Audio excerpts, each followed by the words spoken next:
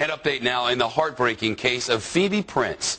She's the 15-year-old Massachusetts high schooler who hanged herself after months of what prosecutors call relentless bullying. 9 teenagers from Prince's high school are now accused in the case, and tomorrow, 3 of them will get a chance to formally answer the charges in court. Although we now know those teens won't appear themselves, instead they'll send their lawyers to speak for them.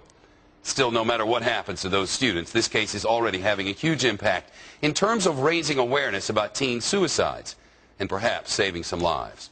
The Fox Report's chief correspondent, Jonathan Hunt, has spent the day in Tampa, Florida, and in surrounding areas to the south with the mother of a boy who committed suicide after intense bullying of his own.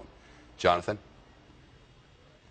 Shep, Debbie Johnston knows all too well the pain that the family of Phoebe Prince is going through right now, because 5 years ago she lived through exactly the same nightmare when bullying became overwhelming for her teenage son.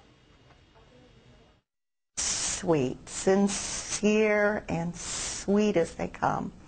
We just adored him. Debbie Johnston's son, Jeffrey, was just 13 when the bullying began. Verbal taunting, online persecution, name-calling, rumor-mongering.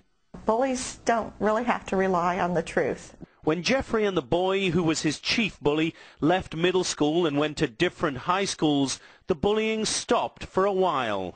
We made sure that they went to 2 different high schools, and for 9 months during 9th grade, Jeff had his life back, but he was never the same after that. And then the same bully came back, attacking Jeffrey online once again, questioning his sexuality, mercilessly mocking his physical appearance. When you've been so beaten down, kids believe their peers before they believe their own eyes or their parents. By June 29th, 2005, Jeffrey just couldn't take it anymore. We went upstairs to look in his room. When we opened the door, we opened it wide and looked in the other direction toward his closet and saw him hanging. And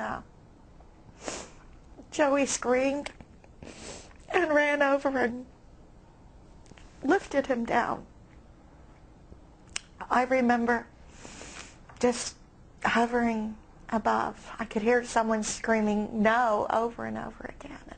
It was like I was looking down on it, and I didn't even realize it was me screaming. William ran in and Joe just snatched him up and ran downstairs and called 911. And I stayed with Jeff. I stayed with Jeff until the paramedics and the police came. But he was already gone. How long had he been there, do you know? No.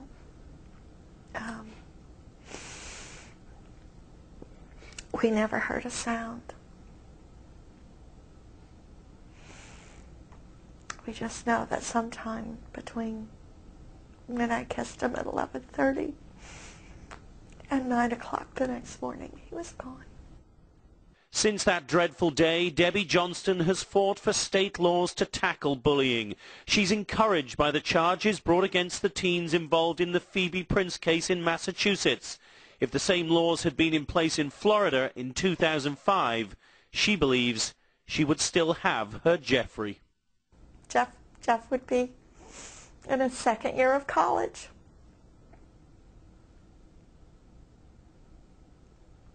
And our lives would be so much different.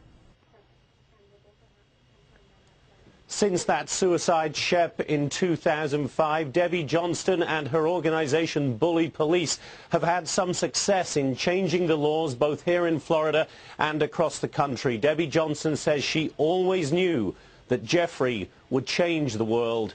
She obviously hoped it would have been in life rather than death. Shep? Jonathan Hunt, live at our station in Tampa, Florida, Fox 13, with that report. And if you'd like to chat live with Jonathan,